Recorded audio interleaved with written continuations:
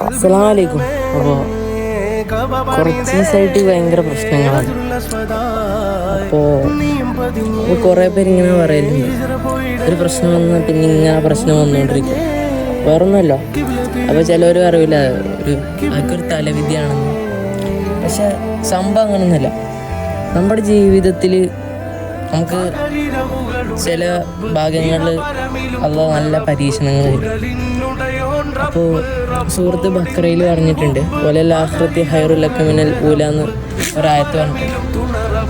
പിന്നെ നമുക്ക് വരുന്ന പരീക്ഷണങ്ങളെല്ലാം അത് നമുക്ക് താങ്ങാൻ പറ്റുന്നത് മാത്രമായിരിക്കുള്ളൂ. വേറെ അതിനപ്പുറം നമുക്ക് താങ്ങാൻ പറ്റാത്തൊരു പരീക്ഷണമൊന്നും അള്ളാഹു തരൂല. അപ്പോൾ ഈ പരീക്ഷണത്തെ നമ്മൾ എങ്ങനെ മറികടക്കും എന്നുള്ള കാര്യം മാത്രമാണ് ഇത് ഏറ്റവും പ്രധാനം.